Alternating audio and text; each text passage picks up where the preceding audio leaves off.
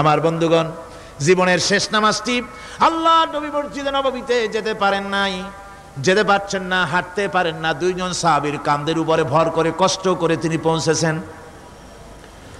বক্তব্য রাখলেন, ও আমার সাহাবীরা, আল্লাহ রাব্বুল আলামিন এই জমিনে তার এক বান্দাকে জাগতিক সব সম্পদ দিয়েছিলেন। সেই বান্দা জাগতিক সমস্ত সম্পদকে উপেক্ষা করে এক আল্লাহর সঙ্গে দেখা করার জন্য প্রস্তুতি নিয়েছেন। কথার অর্থ কেউ কিছু বুঝলো না। হযরত আবু বকর রাদিয়াল্লাহু তাআলা আনহু কাঁদতে কাঁদতে বেখতার হয়ে যাচ্ছেন, কাঁদতে কাঁদতে পাগলের মতো হয়ে যাচ্ছেন। সাহাবীরা মনে চিন্তা করলেন, আবু বকর বুড়ো মানুষ, এত কাঁদে কেন? হুজুর কার না কার কথা বললেন? জ্ঞান বৃদ্ধ, বয়োবৃদ্ধ হযরত আবু বকর বুঝতে পেরেছেন তামাম পৃথিবীর জাগতিক সম্পদ আল্লাহ দিতে চেয়েছেন তার হাবিবকে। তার হাবিব সমস্ত সম্পদকে উপেক্ষা করে মাওলার সঙ্গে দিদার করার জন্য প্রস্তুতি নিয়েছেন। তার মানে হলো অনতি বিলম্বে আমরা সাহাবীরা রাসূলের থেকে জনমের মতো এতিম হয়ে যাব। হুজুর বললেন, আজ থেকে মসজিদে নববীর সমস্ত দরজাগুলি বন্ধ হয়ে যাবে, শুধু আবু বকরের দরজাটা খোলা থাকবে। হযরত আবু বকরের কে দায়িত্ব দিয়ে রাসূল পাক হুজরা শরীফে চলে গেলেন। পরবর্তী নামাজের রক্তে এশা রক্ত হয়ে গিয়েছে। সাহাবীরা অনেকক্ষণ অপেক্ষা করে হযরতে আবু বকর রাদিয়াল্লাহু তাআলা আনহুকে ইমামতির জায়গায় দিয়ে দিলেন। তিনি নামাজ শুরু করলেন, পিছনে সাহাবারা কান্দা শুরু করে দিলেন। তাদের মনের ধারণা হলো আল্লাহর নবীর পিছনে নামাজ পড়া জীবনে আমাদের আর কিসমতে হবে না। সাহাবীরা কাঁদতেছেন, আল্লাহর নবী জ্বরে একবার বেহুশ হয়ে পড়েন, আবার একবার হুঁশে আসেন। নবীজি হুঁশে এসে হযরত আয়েশাকে জিজ্ঞেস করেন, আয়েশা রে, এখন কোন সময়? হযরত আয়েশা বলেন, হুজুর নামাজে রক্ত হয়ে গেছে, সাহাবায়ে কিরাম আপনার অপেক্ষা করে জামাত শুরু করে দিয়েছেন। হুজুর বলেন, দরজাটা খুলে দাও, আমি একটু দৃশ্যটা দেখি। দরজা খুলে দেওয়া হলো। হযরত আয়েশার কাঁধের উপরে ভর করে হুজুর মাথা উঁচু করে মসজিদে নববী নামাজের দৃশ্য দেখে কিছুক্ষণ তাকায় থেকে শুয়ে পড়লেন। হুজুরের দুই চোখ দিয়ে পানি বেয়ে পড়তে লাগলো। হযরত আয়েশা বলেন, হুজুর নামাজের দৃশ্য দেখে কাঁদেন কেন? আল্লাহর নবী বলেন, আয়েশা রে, এটা কোনো দুঃখের বাণী নয়, আমার চোখে পানি এসেছে বড় তৃপ্তির বাণী। আজকে নামাজের যে জামাতের দৃশ্য দেখলাম, এই জামাতকে কায়েম করার জন্য তায়েফের ময়দানে আমার রক্ত দিয়ে তায়েফের ময়দান রঞ্জিত হয়েছে, ওহদের ময়দানে আমার দান্দান মোরা শহীদ হয়েছে, সাহাবায়ে কেরাম জীবন দিয়েছেন। এই কষ্টের বিনিময়ে আজ জামাত কায়েম হয়ে গিয়েছে। এই দৃশ্য দেখে আমার মনে পড়ল, কিয়ামত পর্যন্ত আমার যত উম্মত পৃথিবীতে আসবে এইভাবে করে তারা জামাত বন্দী হয়ে নামাজ আদায় করবে। আমার ভাইরা, নামাজ হচ্ছে মুসলমানদের জীবনের শ্রেষ্ঠ ইবাদত। সেই নামাজ মুসলমানদের কাছে নাই, নামাজকে ফালতু কাজ বলে মনে করে। আমার বন্ধুগণ, নামাজ পড়বেন, নামাজ পড়বেন, নামাজ ছেড়ে দিবেন না। বলেন তো, শয়তান আল্লাহর কয়টা হুকুম ভেঙেছিল? ইবলিস কয়টা হুকুম ভেঙেছে? একটা হুকুম ভাঙ্গা ইবলিস হইছে কি? শয়তান। জোরে কোন কি হইছে? শয়তান হয়ে গেল। একটা মানুষ যদি 24 ঘন্টার ভিতরে 5 ওয়াক্ত নামাজ ছেড়ে দেয়, 5 ওয়াক্ত নামাজের ভিতরে 17টা হুকুম আছে। আল্লাহর কয়টা হুকুম? একটা হুকুম ভাঙার কারণে ইবলিস হয়ে গেল শয়তান। আর 24 ঘন্টার ভিতরে 17টা হুকুম আল্লাহর যারা বরবাদ করে তারা তো শয়তানের বাবা হয়ে যায়। শয়তান দূর থেকে সেলুট মারে যে, বাবা তুমি শুধু বাপ না, আমার ওস্তাদও। একটা হুকুম ভঙ্গ করে আমার এই দশা হইছে, আর তুমি 24 ঘন্টা আল্লাহর 17টা করে হুকুম ভাঙ্গো। তুমি তো শয়তান না, শয়তানের চাইতেও বেকায়দা। জোরে কর নাউযুবিল্লাহ। নামাজের মধ্যে সেজদা দিবেন, মজা পাবেন। নামাজ মেশিনের মতো পড়বেন না, নামাজ পড়বেন মুহাব্বতের সাথে। আল্লাহর সামনে দাঁড়িয়েছেন, কার সামনে? মেশিনের মতো পড়বেন না, দায় সারা গোছের পড়বেন না। আল্লাহর নবী বলেন, নামাজের ভিতরে যখন সেজদায় যাবে, সেজদা যখন দিবে, তখন মনে করবে তুমি যেন তোমার কপালকে আল্লাহ রব্বুল আলামিনের কদম মোবারকের উপরে ছেড়ে দিয়েছো। নামাজ ছেড়ে দিবেন না। 5 ওয়াক্ত নামাজ আমার যুবক ভাইয়েরা, সর্বশ্রেণীর মুসলমান ভাইয়েরা 5 ওয়াক্ত নামাজ বা জামাত আদায় করবেন। রাজি আছেন? রাজি আছেন? কারা কারা রাজি দেখতে চাই? আলহামদুলিল্লাহ, হাত নামান। জোরে কোন আলহামদুলিল্লাহ, হাত নামান। এতদিন যে নামাজ পড়েন নাই, আল্লাহ যেন মাফ করে দেন। জোরে কোন আমিন। উমরি কাজা শুরু করে দিবেন, 5 ওয়াক্ত নামাজ সঠিকভাবে আদায় করবেন। তাওহীদের তাকাজা হচ্ছে নামাজকেও প্রতিষ্ঠা করতে হবে। তারপরে আল্লাহর আনুগত্যশীল হতে হবে। এগুলি হচ্ছে তাওহীদের তাকাজা, তাওহীদের কথা।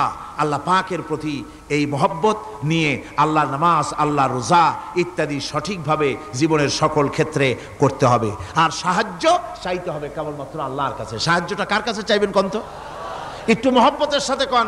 যদি কিছু দরকার হয় কার কাছে চাইবেন?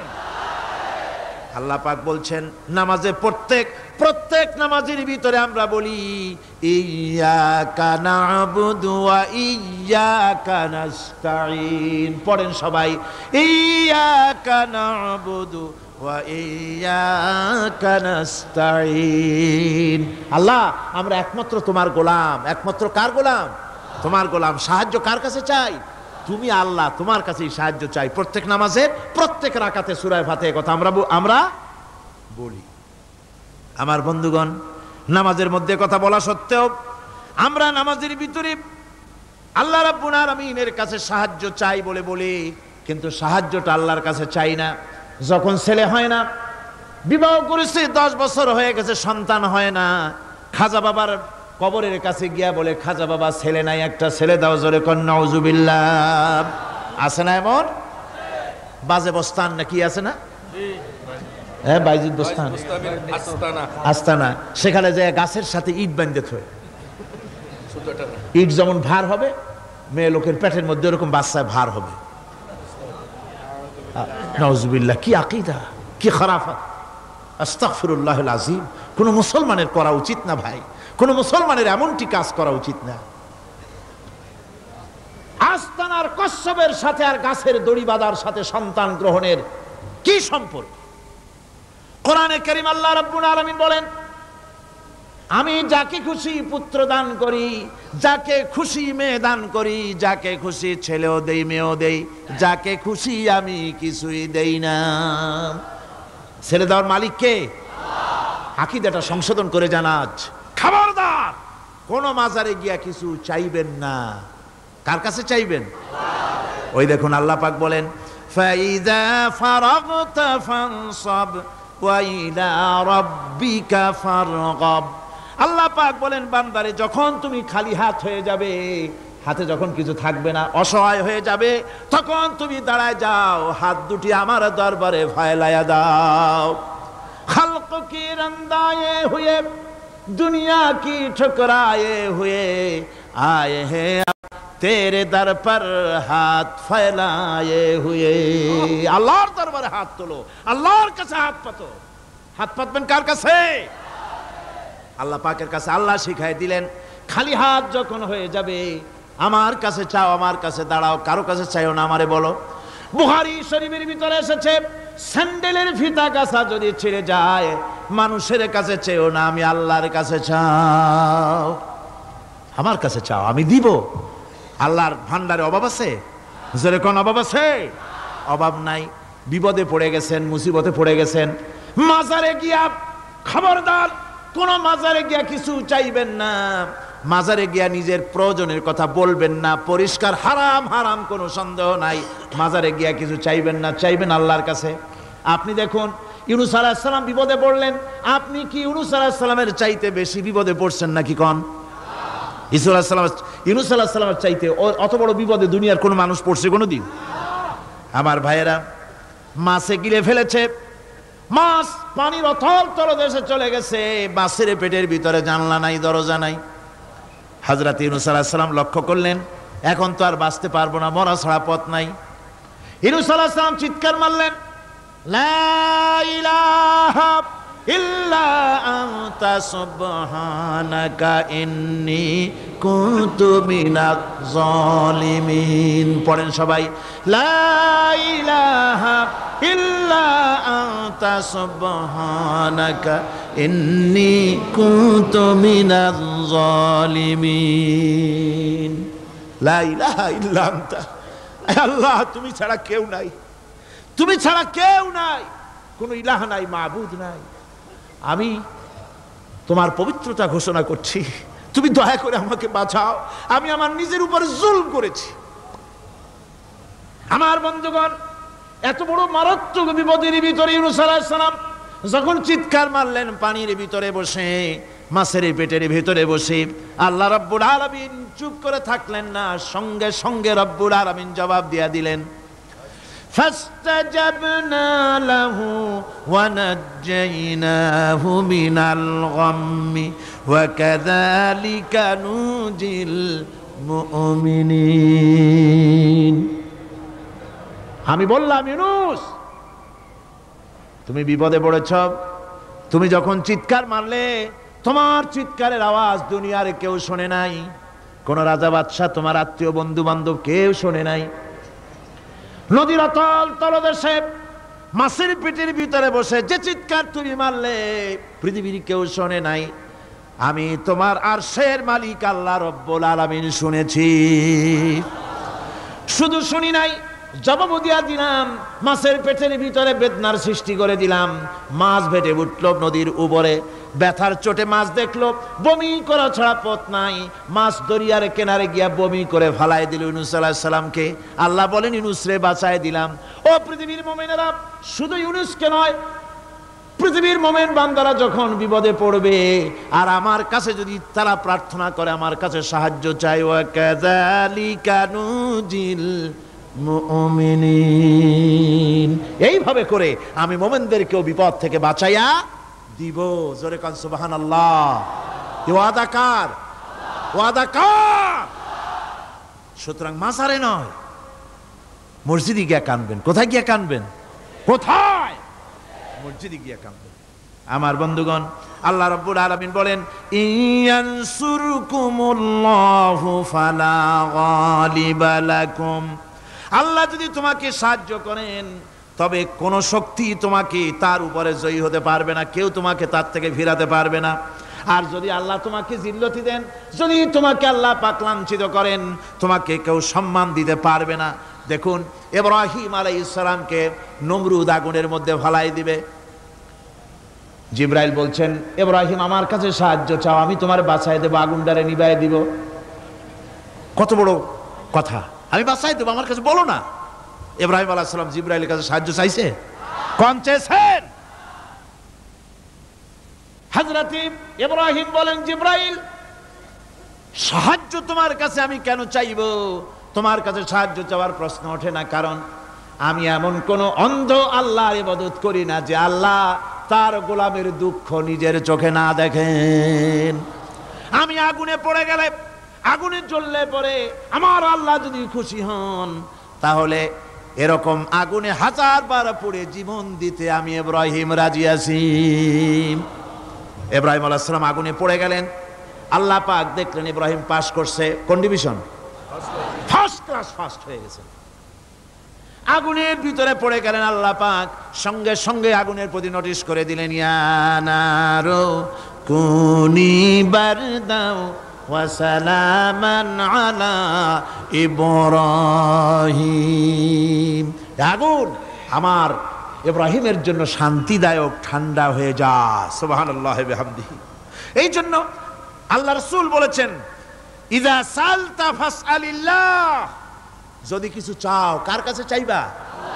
কে শিখাচ্ছেন? রাসূল। আল্লাহ রাসূল বলছেন, ইযা সালতা ফাসআলিল্লাহ, যদি কিছু চাও আল্লাহর কাছে চাও। ওয়া ইযা স্তানতা ফাস্তাইন বিল্লাহ, আর যদি কিছু চাইতে চাও, সাহায্য চাও, সাহায্য চাইবা আল্লাহর কাছে। কার কাছে? কোন মাজারে চাইবেন? কোন মাজারে চাইবেন? কোন কবরস্থানে চাইবেন? কারা কারা চাইবেন না হাত উঁচু করে দেখান। আলহামদুলিল্লাহ।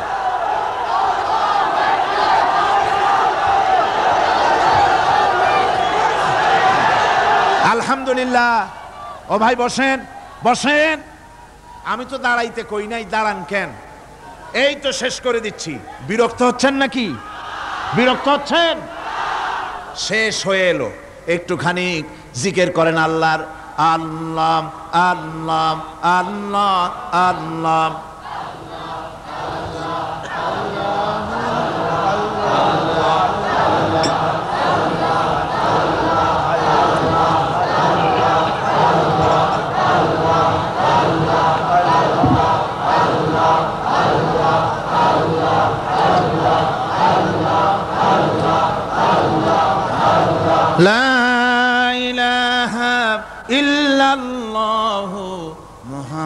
মুহাম্মাদুর রাসূলুল্লাহ।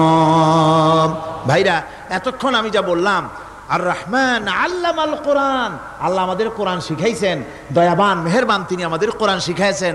কোরআন আমাদেরকে তৌহিদ শিখাইছে। কি শিখাইছে? এতক্ষণ তৌহিদের কথা বললাম, এবার শিরকের কথা শুনতে হবে। তাওহীদ বোঝা যাবে না শিরক না জানলে, শিরক বোঝা যাবে না তাওহীদ না জানলে। দিন বোঝা যায় না রাত না বুঝলে, রাত বোঝা যায় না দিন না হলে, টক বোঝা যায় না মিষ্টি না হলে, মিষ্টি বোঝা যায় না টক বা তিতা না হলে। কথা বুঝতে পেরেছেন? একটার বিপরীত আর একটা, এটাকে বুঝতে হবে। সুতরাং শিরক এটা হচ্ছে আন্দাজ আর অনুমানের উপর। শিরকের ভিত্তি আন্দাজ আর অনুমান। শিরকের ভিত্তি কি? এ কথাগুলি আমার না, আমি কার কথা শোনাতেছি? আমি কি কিসসা কাহিনী শোনাচ্ছি? গাঁজাখুরি গল্প? আল্লাহর কথা। আমার আল্লাহ পাক বলছেন, আলা ইন্না লিল্লাহি মান ফিস সামাওয়াতি ওয়া মান ফিল আরদ। জেনে রাখো, আসমানের বাসিন্দা হোক আর জমিনের বাসিন্দা হোক, সব হতেছে আল্লাহর মালিকানাধীন। কার মালিকানাধীন? ওয়ামা ইয়াত্তাবিউল্লাযীনা ইয়াদউনা মিন দুনিল্লাহি শুরাকা। যারা আল্লাহকে ছাড়া মন গড়া শরীকদারকে ডাকে, আল্লাহরে বাদ দিয়া অন্য শরীকদের যারা ডাকে, তারা এইটা ডাকে কিভাবে? ইয়াত্তাবিউনা ইল্লা যন্না ওয়া ইনহুম ইল্লা ইয়াখরুসুন। তারা নিছক আন্দাজ এবং অনুমানের অনুসারী, আর শুধু কল্পনাই করে। সব কল্পনা, কোনো দলিল নাই। মাজারে গিয়া কিছু চাওয়া, এর কি কোনো দলিল আছে? রাসূলুল্লাহ এরকম করেছেন, সাহাবায়ে কেরাম এরকম করেছেন? আগরবাতি দেওয়া, মোমবাতি দেওয়া, চাদর দেওয়া, এগুলো রাসূলুল্লাহ করেছেন না সাহাবায়ে কেরাম করেছেন? এগুলি সব আন্দাজ এবং অনুমানের উপরে করা।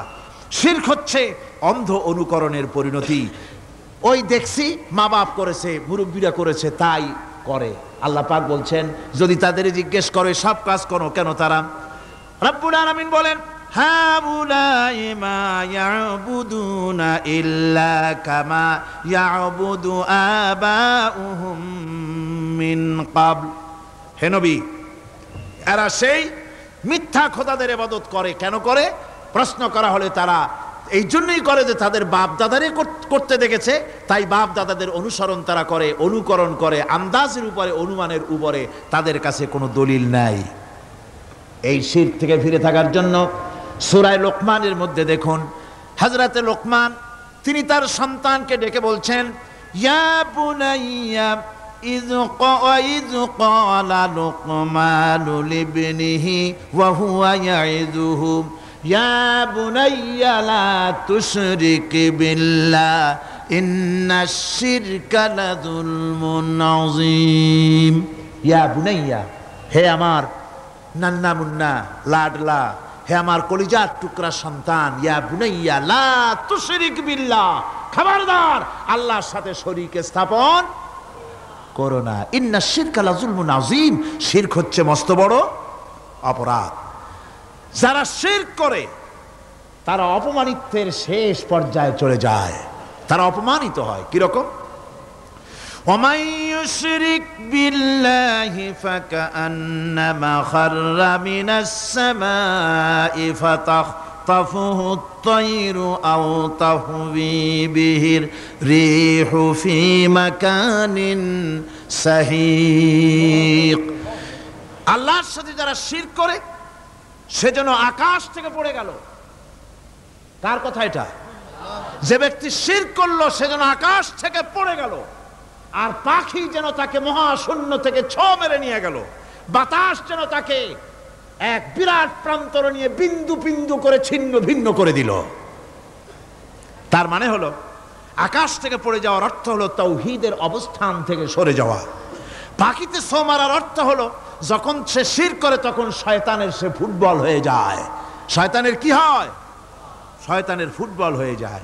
বাতাস উড়িয়ে নেওয়ার অর্থ হলো লালসা এবং নফসের প্রবৃত্তির ভিতরে লোকটি নিমজ্জিত হয়ে যায়।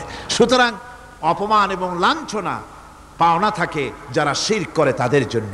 আল্লাহ শিরকের ব্যাপারে একটা দৃষ্টান্ত দিচ্ছেন। আল্লাহ পাক কোরআন শরীফে অনেক দৃষ্টান্ত দিয়েছেন। দৃষ্টান্ত দিলে লোকেরা বোঝে ভালো, ঠিক কিনা কন?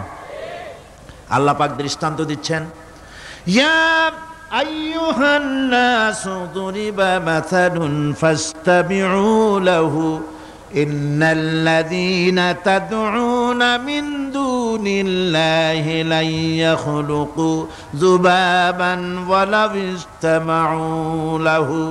আল্লাহ পাক বলেন, হে মানব সকল, আমি আল্লাহ একটা দৃষ্টান্ত দিতেছি, তোমরা শোনো। সুবহানাল্লাহ। আল্লাহ পাক বলছেন, আমি একটা দৃষ্টান্ত দেই, তোমরা শোনো। ফাসতামিউ লাহু, কান পাতা ভালো করে শোনো আমার দৃষ্টান্তটা। আমি আল্লাহরে বাদ দিয়ে যারা অন্যদেরকে ডাকে প্রয়োজন পুরাবার জন্য, সন্তান পাওয়ার জন্য, স্বাস্থ্য ভালো হওয়ার জন্য, ঋণ মুক্ত হওয়ার জন্য, ইবাদত করার নিয়ত নিয়ে আমারে বাদ দিয়ে তারা যারা ডাকে, যাদেরকে ডাকা হলো, ওরা তো মাছির মতো একটা প্রাণীও বানাইতে পারে না। ছোট্ট একটা মাছিও বানাইতে পারে? জোরে বলেন, পারে? মাছির মতো প্রাণী বানানো তো দূরের কথা, ওয়াইয়াসলুবুহুম যুবাবু শাইআ লা ইস্তানকিযুহু মিনহু যাউফাত তালিব ওয়াল মাতলুব। ওই মাছি যদি তার কাছ থেকে কোনো জিনিস হরণ করে নিয়ে যায়, মাছির কাছ থেকে ওটা ফিরায় রাখারও ক্ষমতা তার নাই। মূর্তি বানানো হয়, 10খানা হাত, 20খানা হাত, 40টা মাথা, সামনে ডাব আছে, চিড়া আছে, কলা আছে, মুড়ি আছে, কত খাবার। মাছিতে সব যদি নিয়ে যায়, কুত্তায় দাঁড়ায় যদি গায়ে পেশাবও করে দেয়, এতগুলা হাত একটা হাত দিয়েও সরাইয়া দিতে পারে না। আল্লাহ পাক বলেন, যাউফাত তালিব ওয়াল মাতলুব। যাদের কাছে ওরা চায়, ওই আশ্রয় প্রার্থী আর আশ্রয়দাতা দুটোই দুর্বল। হাদিস শরীফে এসেছে, একবার এক মুশরিক রাসূল করিম সাল্লাল্লাহু আলাইহি ওয়াসাল্লামের কাছে এসেছেন একটা ভাঙ্গা, ঠ্যাং ভাঙ্গা, কল্লা ভাঙ্গা একটা মূর্তি নিয়ে। হুজুর বলছেন যে তোমার এই মূর্তিটার কল্লা ঠ্যাং ভাঙ্গা কেন? সে ব্যক্তি কইল যে হুজুর, এটা হলো আমার খোদা, বিপদ আপদ থেকে বাঁচার জন্য সবসময় বগলে রাখি, না জানি কোন সময় কোন বিপদে পড়ে যাই। পথে চলতে গিয়ে পেশাব আসলো, ভাবলাম খোদারে নিয়ে এই কাম করুম, তার রাস্তার উপরে দাঁড় করায় রাখা, এরপরে আমার কাজ সারলাম।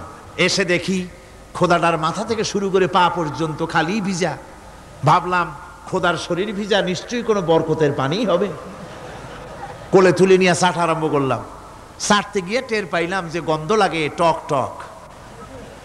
আশ্চর্য কথা, বরকতের পানি এরকমের ঝাঁঝালো গন্ধ, নাক ছিঁড়ে যাওয়ার মতো। বিষয়টা কি? কিসের বরকত? এদিক ওদিক তাকায় দেখি দূরে একটা কুত্তা দাঁড়ানো, আর তার নিচের থেকে পানি টপকাচ্ছে। তখন বুঝলাম কি বরকতের পানি। কয় হুজুর, মেজাজটা খারাপ হয়ে গেল। খোদাটা ঠ্যাং না ধরিয়া, ঠ্যাং ধরে বললাম, তুই খোদা না হুদা? কুত্তার পেশাব দিয়া নিজেরে বাঁচাইতে পারো না, আমারে বাঁচাবি কেমনে? কাসার দিয়া কল্লা ভাঙ্গে ভালাইছি। হুজুর জিজ্ঞেস করলেন, আমার কাছে কেন এসেছো? মুশরিক ব্যক্তি বলছি, ইয়া রাসূলুল্লাহ, জীবনের ভুল বুঝতে পেরেছি, আমি এখন তাওহীদের শরবত পান করতে এসেছি। নবীজি বললেন, পড়ো লা ইলাহা ইল্লাল্লাহু মুহাম্মাদুর রাসূলুল্লাহ। আল্লাহ পাক কি সুন্দর করে বুঝাচ্ছেন, আমি ছাড়া কারো কোনো ক্ষমতা নাই। আল্লাহুল্লাযী খালাকাকুম সুম্মা রাযাকাকুম সুম্মা ইউমীতুকুম সুম্মা ইউহয়ীকুম। আল্লাহ বলছেন, ও বান্দারা শোনো, আমি আল্লাহ তোমাদেরকে সৃষ্টি করেছি, শুধু সৃষ্টি করি নাই, খাবার দিছি। কে দিয়েছেন খাবার? সৃষ্টি করেছি, খাবার দিয়েছি, এরপরে তোমাদের মৃত্যু করব, আবার মৃত্যুর উপরে আমি আল্লাহ তোমাদের জিন্দা করব। হাল মিন শুরাকাইকুম মান ইয়াফআলু মিন যালিকুম মিন শাই।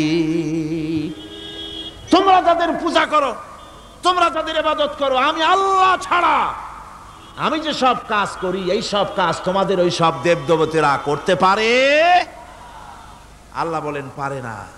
সুবহানাহু ওয়া তাআলা আম্মা ইউশরিকুন। তিনি পবিত্র, পবিত্র পবিত্র তারা যে সমস্ত কথা বলে আর আল্লাহর সাথে যে সমস্ত জিনিস দিয়ে শরীক স্থাপন করে তার থেকে আল্লাহ মহান পবিত্র।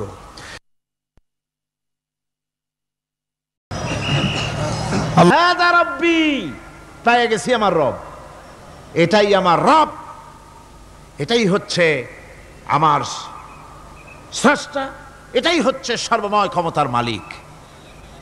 আল্লাহ পাক বলেন, ইব্রাহিম আলাইহিস সালাম তাকিয়ে থাকলেন। কিছুক্ষণ পরে এই তারকা যখন অস্তমিত হয়ে গেল, ইব্রাহিম আলাইহিস সালাম তখন বললেন, ফালাম্মা আফালা ক্বালা লা উহিব্বুল আফিলিন। যে জিনিস অস্তমিত হয়ে যায় তাকে আমি মহব্বত করি না, পছন্দ করি না, সে রব হতে পারে না। যে রব হবে তার আবার উদয়স্ত কিসের? কিছুক্ষণ পরে চন্দ্র উদিত হলো, চাঁদ দেখে ইব্রাহিম আলাইহিস সালাম বললেন, ফালাম্মা রাআল কমারা বাযিগান ক্বালা হাযা রাব্বি। চাঁদ দেখে বললেন, এটাই আমার রব, এটাই আমার স্রষ্টা, এটাই আমার বিধানদাতা। ফালাম্মা আফালা ক্বালা লাইন লাম ইয়াহদিনি রাব্বি লাআকুনান্না মিনাল কওমিদ যাল্লিন। চাঁদ যখন অস্তমিত হয়ে গেল, ইব্রাহিম আলাইহিস সালাম তখন বললেন, আমার প্রকৃত পক্ষের যিনি প্রভু, যিনি আমার রব, তিনি যদি আমারে সত্যিকারের পথ না দেখান তাহলে আমি গোমরাহ হয়ে যাব, গোমরাহদের পথভ্রষ্টের অন্তর্ভুক্ত হয়ে যেতে পারি। চিন্তা করতেছেন আমার রবকে। তারকা দেখলাম অস্তমিত হয়ে গেল, চাঁদ দেখলাম ডুবে গেল, তাহলে আমার রবকে। সকাল চলে যাওয়ার পর যখন দেখলেন পূর্ব দিগন্ত থেকে সূর্য উদিত হয়েছে ডগমগ করে, সূর্যকে দেখে তিনি বললেন, ফালাম্মা রাআশ শামসা বাযিগাতান ক্বালা হাযা রাব্বি হাযা আকবার। সূর্যকে দেখে বললেন, এটাই আমার রব আর এটাই বড় রব। যেহেতু চাঁদের আলো ছিল স্নিগ্ধ, সূর্যের আলো অত্যন্ত প্রখর, চাঁদের দিকে তাকানো যেত, সূর্যের দিকে তাকানো যায় না, এটাই আমার রব এবং বড় রব। হযরত ইব্রাহিম আলাইহিস সালামের এই ভুলও ভেঙে গেল। সন্ধ্যার আগমনে সূর্য যখন অস্তমিত হয়ে গেল, ইব্রাহিম আলাইহিস সালাম তখন ঘোষণা করলেন, ফালাম্মা আফালাত ক্বালা ইয়া কওমি ইন্নী বারিউম মিম্মা তুশরিকুন। সূর্য অস্তমিত হয়ে গেলে পরে তিনি বললেন, ইয়া কওমে, ও আমার জাতি, তোমরা যে জিনিস দিয়ে শিরক করো আল্লাহ রাব্বুল আলামিনের সাথে, আমি তার থেকে সম্পূর্ণ মুক্ত, আমি তোমাদের অন্তর্ভুক্ত, মুশরিক নই। আমার রবকে আমি চিনে ফেলেছি, সুবহানাল্লাহ, আমার রবকে আমি চিনেছি। ইব্রাহিম আলাইহিস সালাম ঘোষণা করলেন, ইন্নী ওয়াজ্জাহাতু ওয়াজহিয়া লিল্লাযী ফাতারাস সামাওয়াতি ওয়াল আরদা হানিফা। জানেন আপনারা এটা? পড়েন, ইন্নী ওয়াজ্জাহাতু ওয়াজহিয়া লিল্লাযী ফাতারাস সামাওয়াতি ওয়াল আরদা হানিফা ওয়ামা আনা মিনাল মুশরিকিন। নিশ্চয়ই আমার এই মুখমণ্ডলকে ফিরাই দিলাম, দুনিয়ার সব দিক থেকে মুখ ফিরাইয়া আমার এই মুখ ফিরালাম সেদিকে, সেই স্রষ্টার দিকে যিনি আকাশ, জমিন, চন্দ্র, সূর্য, গ্রহ, নক্ষত্র, সৌররাজি, মানব মণ্ডলী সব কিছুকে যিনি সৃষ্টি করেছেন, আমি তার দিকে আমার মুখকে ফিরিয়ে দিলাম। তিনি ছাড়া কোনো রব নাই, প্রভু নাই, আর আমি মুশরিকদের অন্তর্ভুক্ত নহি। হযরত ইব্রাহিম আলাইহিস সালাম তাওহীদকে বুঝে ফেললেন, আল্লাহকে চিনে ফেললেন। আমার বন্ধুগণ, আজ মুসলমান হয়ে আমরা আল্লাহকে চিনতে পারি নাই, আল্লাহর ওয়াহদানিয়তকে আমরা বুঝতে পারি নাই।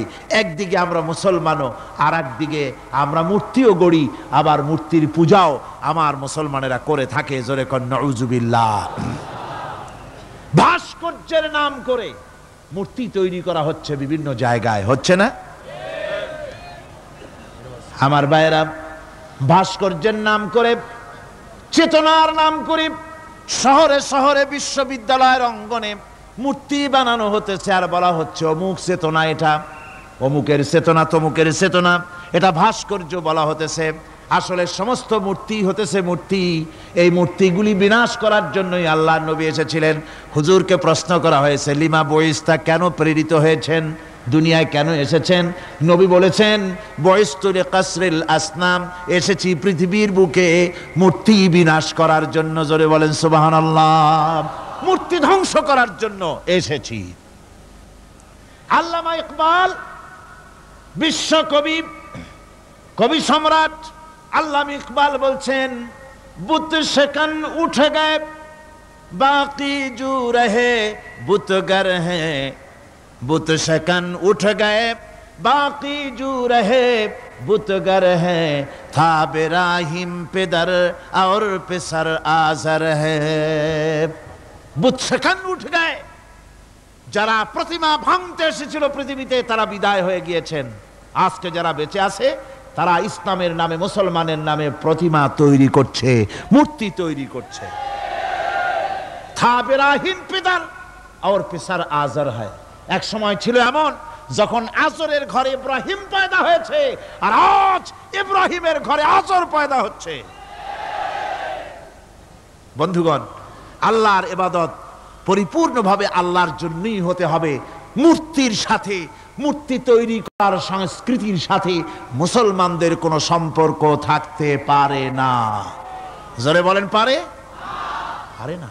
বিশ্ববিদ্যালয়ের অঙ্গনে, রাস্তার মোড়ে মোড়ে চেতনার নাম করে মূর্তি যারা বানাচ্ছেন গায়ের জোরে, আল্লাহর কসম, আল্লাহর দরবারে উঠতে হবে একদিন, সেদিন মজা টের পাবে। কারে বলে চেতনা? মূল চেতনা তো সেদিন জাগ্রত হবে। আজকে তো আসল চেতনা আসে নাই, চেতনা হবে সেই দিন। চেতনা কারে কয়? চেতনা কত প্রকার এবং উহা কি কি উদাহরণ সহরে বুঝাইয়ে দেওয়া হবে। আমার ভাইরা, মাথা জায়গায় যেয়ে দেখবেন কি, শুধু মাথাই দেখবেন, আপনারও একটা মাথা, দেখবেনও মাথা। আল্লাহ পাক তো গোটা ময়দান ভরে দিয়েছেন, আলহামদুলিল্লাহ। আমি প্রথম দিন বলেছিলাম, কোরআনের মাহফিলের চাইতে শ্রেষ্ঠ মাহফিল আল্লাহর আকাশের নিচে জমিনের উপরে আর নাই। হাদিস শরীফের ভিতরে এসেছে, এই মাহফিলে যখন আপনি আসতেছিলেন, হাজার হাজার ফেরেশতা আপনার পেছনে পেছনে এসেছে, আপনার আমল নামায় নেকি লিখেছে। রাসূলুল্লাহ বলছেন, বান্দারা যখন কোরআন শোনার জন্য, আল্লাহর জিকিরের জন্য, কোরআনের জন্য যখন বসে যায়, আল্লাহর রহমতের ফেরেশতারা মাহফিলের চতুর্দিকে তারা ঘিরে দাঁড়িয়ে যায় আকাশ পর্যন্ত। এই মাহফিল ঘেরাও হয়ে আছে ফেরেশতা দিয়া। কি দিয়া? কার কথা? আল্লাহ রাসূলের কথা। ফেরেশতা দিয়ে গোটা মাহফিল ঘেরাও হয়ে আছে, আকাশ পর্যন্ত তারা দাঁড়িয়ে আছে। ফেরেশতারা বলতে থাকে, রব্বুল আলামিন, তোমার বান্দারা যতক্ষণ রাস্তায় ছিল ততক্ষণ নেকি লিখেছি, এখন মাহফিলে বসে গেছে, এখন কি করি? আল্লাহ পাক বলেন, আমার ফেরেশতারা, আমার বান্দারা যতক্ষণ মাহফিলে বসে থাকবে, ওদের প্রত্যেক শ্বাস এবং প্রশ্বাসের বিনিময়ে 10-10 করে নেকি লিখতে থাকো। প্রত্যেকটি শ্বাস প্রশ্বাসের বিনিময়ে নেকি লেখা হচ্ছে। সুবহানাল্লাহ। আপনারা পাড়ায় জান্নাতে বসে আছেন। মাজালিসুল ইলম হিয়া রাউদাতুম মিন রিয়াদিল জান্নাহ, এটা জান্নাতের টুকরায় আপনারা বসে আছেন। জোরে কোন সুবহানাল্লাহ। কারো বাপের কথা বলা হচ্ছে না, কার্ল মার্কসের কথা নয়, লেনিনের কথা নয়, পৃথিবীর কোন মানুষের কথা নয়, কথা হচ্ছে আমার আল্লাহর কথা। কার কথা? আর হচ্ছে তার হাবিব বিশ্ব নবী জনাবে মুহাম্মদ রাসূলুল্লাহ সাল্লাল্লাহু আলাইহি ওয়াসাল্লামের কথা। আমার ভাইয়েরা, সুতরাং তাওহীদ, তাওহীদ, তাওহীদকে বুঝতে হবে, বিশ্বাস করতে হবে, তাওহীদের উপরে জীবন গড়তে হবে। তাওহীদ হচ্ছে বিশ্ব মানবতার জন্য ঐক্যের প্রতীক। তাওহীদই পারে বিশ্ব মানবতাকে ঐক্যবদ্ধ করতে, আর কোনো জিনিসই পারে না। আমার ভাইরা, কোরআনে কারীম বলছে, কুল ইয়া আহলাল কিতাবি তাআলাউ ইলা কালিমাতিন সাওয়াইম বাইনানা ওয়া বাইনাকুম আল্লা না'বুদা ইল্লাল্লাহ। ঐক্যের কথা। বিশ্বব্যাপী মানব মণ্ডলীর ঐক্যের কথা, ইউনিটির কথা, স্বাধীনতার গ্যারান্টির কথা, মানবতার কথা, মানুষকে বেঁচে থাকার কথা। হে নবী বলুন, হে আহলে কিতাবেরা, এসো তোমরা আর আমরা এমন একটা কথায় ঐক্যবদ্ধ হই যা তোমাদের জন্য আর আমাদের জন্য সমভাবে প্রযোজ্য। কথাটা কি? কথাটা হচ্ছে আল্লাহ নাবুদা ইল্লাল্লাহ, আল্লাহ ছাড়া কারো গোলামি করব না, আল্লাহ ছাড়া কারো গোলামি করব না। এইটা মানো। ও দুনিয়ার মানুষ, খ্রিস্টান হও, ইহুদি হও, হিন্দু হও, নাসারা হও, আওয়ামী লীগ হও, বিএনপি হও, জাসদ হও, খাসদ হও, বাসদ হও, যেই হও না কেন, যারা মানুষ সব এক হয়ে যাও, আল্লাহ ছাড়া কারো গোলামি করব না।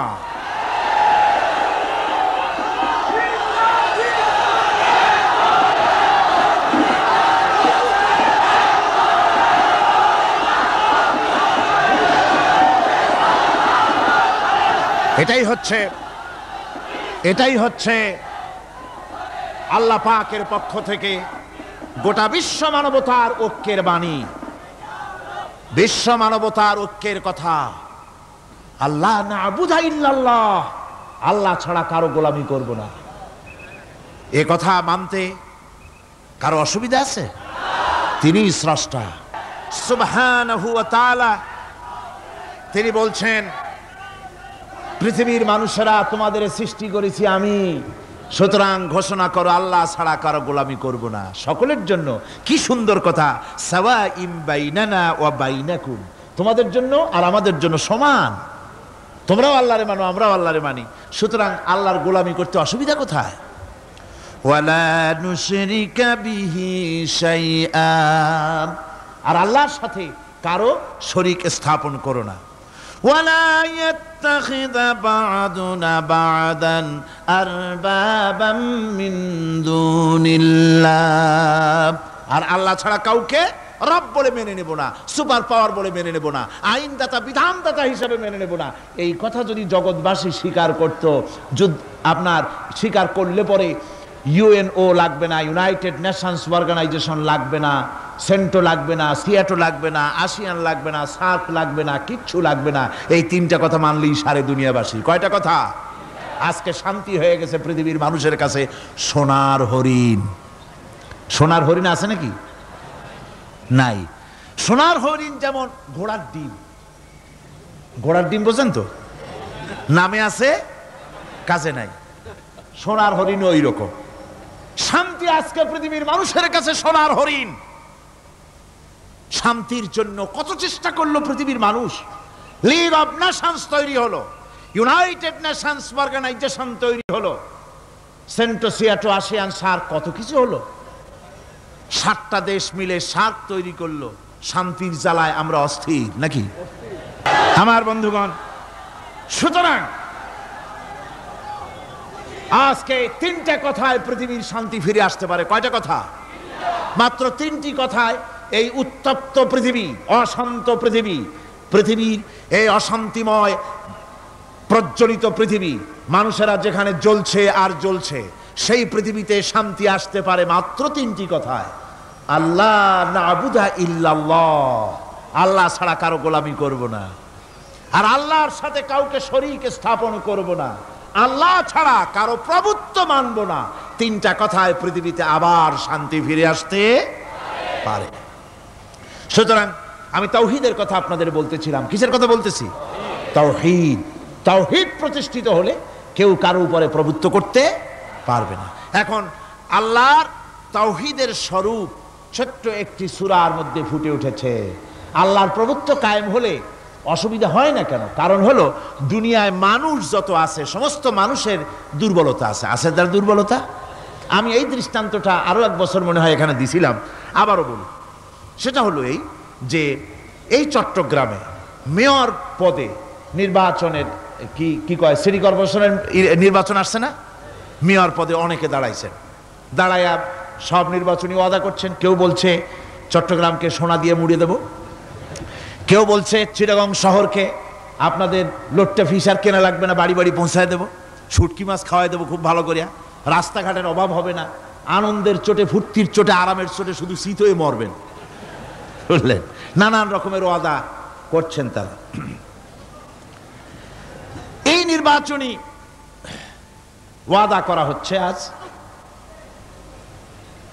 একজন মেয়রকে যদি দায়িত্ব দেওয়া হয় যে চট্টগ্রামে 6 বছরের যত বাচ্চা আছে এই বাচ্চাদের মধ্যে কমলা লেবু বিতরণ করতে দায়িত্ব দিলাম আপনাকে, আপনি একজন মেয়র পদ প্রার্থী, 40 ট্রাক কমলা সিলেট থেকে আনা হয়েছে, সব বাচ্চাদেরকে, 6 বছরের বাচ্চাদেরকে একটা একটা করে দিবেন।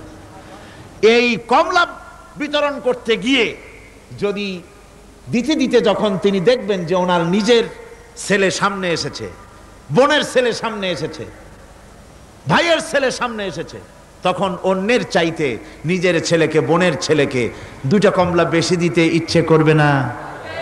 করবে কিনা?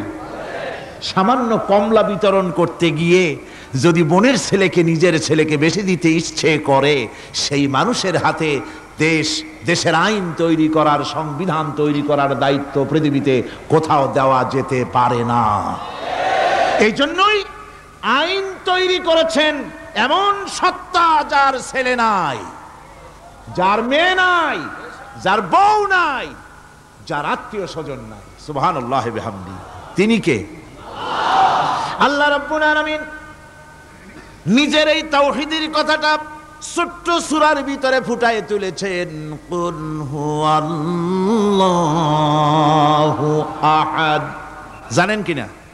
পড়েন সবাই। কুল হুয়াল্লাহু আহাদ আল্লাহুস সামাদ লাম ইয়ালিদ ওয়া লাম ইউলাদ ওয়া লাম ইয়াকুন লাহু কুফুয়ান আহাদ। হে নবী, আপনি বলে দেন আল্লাহ এক এবং একক, তিনি নিরঙ্কুশ, তার কোনো সন্তানই কাউকে জন্ম দেন নাই, তাকেও কেউ জন্ম দেয়নি, আকাশ এবং জমিনে তার সমকক্ষ কেউ নাই। তিনি কারো মুখাপেক্ষী নন, তিনি কাউকে জন্ম দেন নাই, তাকেও কেউ জন্ম দেয়নি, আকাশ আর জমিনে তার সমকক্ষ কেউ নাই। সুতরাং ওই আল্লাহ সুবহানাহু ওয়া তাআলা, তাকেই মানতে হবে, তার কথাই শুনতে হবে, তার গোলামি করতে হবে, তাহলেই শান্তি আসবে, আল্লাহর মেহেরবানি আসবে জীবনের সকল ক্ষেত্রে। আল্লাহ মাত্র এক, তার ক্ষমতা গুণাবলীতে কোনো অংশীদার নাই। আল্লাহ কয়জন? আল্লাহ কয়জন? এক আল্লাহ, অদ্বিতীয়, তার কোনো শরীক নাই, তার কোনো অংশীদার নাই। কোরআনে কারীম আল্লাহ রাব্বুল আলামিন বলছেন, وَجَعَلُوا لِلَّهِ شُرَكَاءَ الْجِنَّ وَخَلَقَهُمْ وَخَرَقُوا لَهُ بَنِينَ وَبَنَاتٍ بِغَيْرِ عِلْمٍ। একই কথা জানা সত্ত্বেও আল্লাহর সাথে শরীক বানায়ো না, আল্লাহর সাথে কাউকে অংশীদার বানায়ো না, তার কোনো ছেলে নাই, মেয়ে নাই, অথচ তিনি সবাইকে সৃষ্টি করেছেন। সুবহানাহু ওয়া তাআলা আম্মা ইয়াসিফুন। পবিত্রতা সেই আল্লাহ পাকের, এবং তিনি তার সম্পর্কে যে চিন্তা করে লোকেরা যা কিছু বলে, এর থেকে আল্লাহ পাক ঊর্ধ্বে। আল্লাহর সন্তান স্থাপন করে তারা বলে যে আল্লাহর ছেলে আছে। নাউযুবিল্লাহ। কোরআন শরীফে আল্লাহ পাক বলেছেন খ্রিস্টানের আল্লাহর ছেলে বানাইছে। ওয়াকালাতিন নাসারাল মাসীহ ইবনুল্লাহ। খ্রিস্টানেরা বলেছে মসিহ হচ্ছে আল্লাহর পুত্র। নাউযুবিল্লাহ। আবার ইহুদিরা, তারা বসে থাকলো না, ইহুদিরা বলল ওয়াকালাতিল ইয়াহুদু উযাইরুন ইবনুল্লাহ। ইহুদিরা বলল উযাইর হচ্ছে আল্লাহর পুত্র। নাউযুবিল্লাহ। আবার আরেক শ্রেণীর লোক হলো, তারা বলল পৃথিবীতে যত মেয়ে আছে সমস্ত মেয়েগুলি হলো ফেরেশতাগুলি, সব মেয়ে, আর মেয়েগুলি সব আল্লাহর। নাউযুবিল্লাহি মিন যালিক।